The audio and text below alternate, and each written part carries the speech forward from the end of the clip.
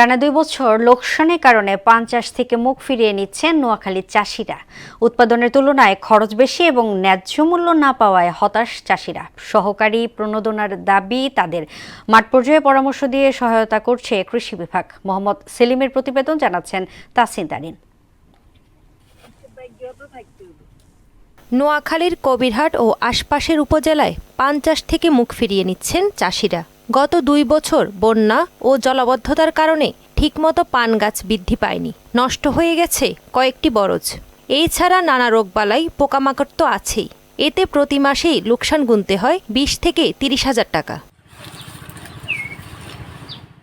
এছাড়াও উৎপাদনের তুলনায় খরচ বেশি এবং ন্যায্য মূল্য না পাওয়ায় হতাশ কৃষকরা। সরকারের পক্ষ থেকে সহযোগিতা পেলে পান চাষে আবারও সফলতা আনা সম্ভব বলে মনে করেন তারা। আমরা আমাদের ব্যবসা নিয়ে ভালোভাবে আমরা চলতেছি।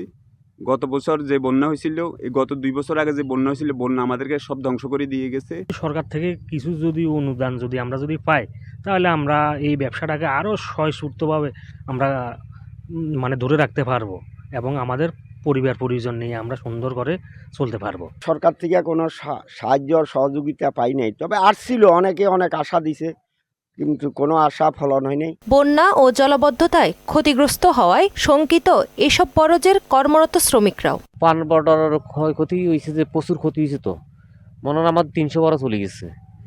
2 বার লাগাইছি, লতা কিনে আনি, দুবার বন্যায়, 2 বছর বন্যায় চলে গেছে। পান বিক্রি হচ্ছে না, তারপর পয়সা কম, আমরা লোকজন দিয়ে করাই আমাদের ব্যবসাটা করতে পারি না, বুঝছেন, লস। এ কারণে এতে বড় সোনা নষ্ট হয়ে গেছে।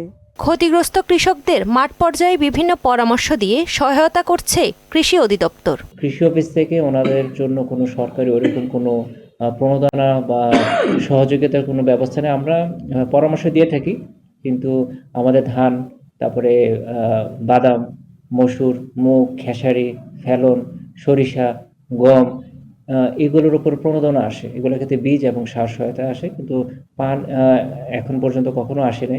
যদি আসে, সেক্ষেত্রে আমরা যারা কৃষক আছে তালিকা করে তাদের সহযোগিতা প্রদান করব। নোয়াখালী থেকে পান চাষ যেন হারিয়ে না যায়, সেই জন্য সরকারের নানা ধরনের সহযোগিতা কামনা করেন চাষিরা। তাহসিন তারিন, মোহনা সংবাদ।